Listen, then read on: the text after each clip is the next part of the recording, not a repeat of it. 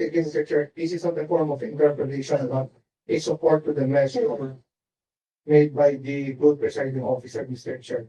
Mr. Chair, last Friday I was at BIR, and my observation there, Mr. Chair, as I was informed by their employees, they were mandated by the national office to switch off their air cons. Buti pa sa atin, 24. But to them, they were required to switch off their aircon and open their fans on a certain time. I was there in the afternoon. I think I was there at around 3 o'clock in the afternoon. And I inquired from them, why were they doing that? I was informed that there was a mandate that they should lower their power consumption down to 20% of their normal electric consumption. And with that, Mr. Chair, I completely support the initiative of our presiding officer. And there is also a need for us on the part of the LGU to replicate the same, considering the high cost of electricity.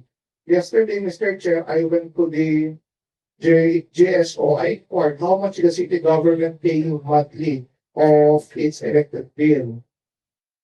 I was informed that we are paying right now an astounding amount of 1.1 million pesos. And it will increase again because of this per month, Mr. Chair.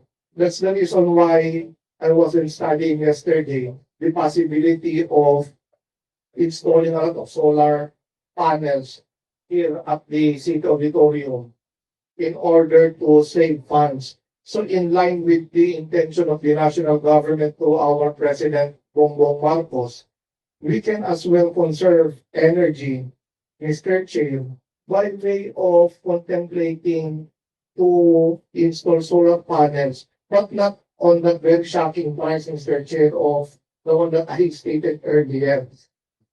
If we could install 1,000 solar panel at the amount of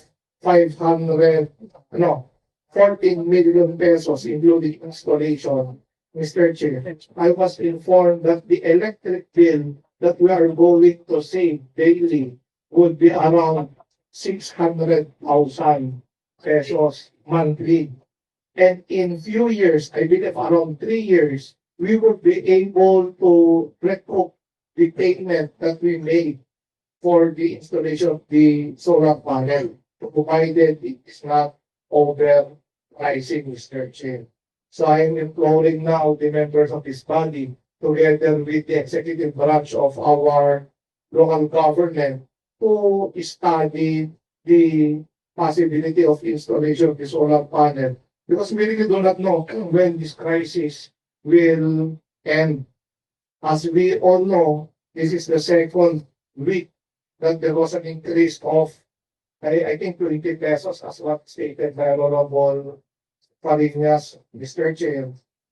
And next week, there will be actually an increase, so we do not know when will the increase will end.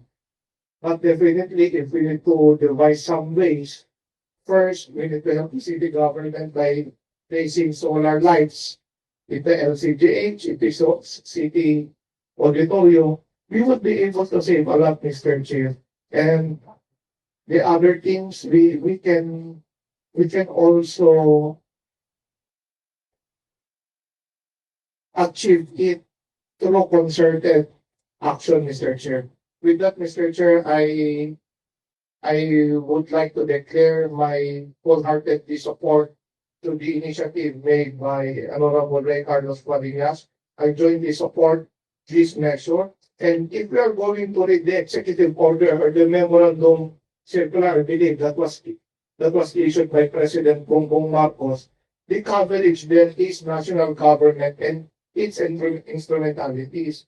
We are not really covered there because under the local government code, we are not under the control of the office of the president. We are not part of the executive branch of the national government. We are a distinct local government unit. That's why the wordings under that coverage, we are only encouraged. And it's upon us to decide whether or not we would adopt the encouragement that is being proposed by the President, taking into consideration that our employees here are mainly also from Laoag City, Mr. Chair. That would go, Mr. Chair.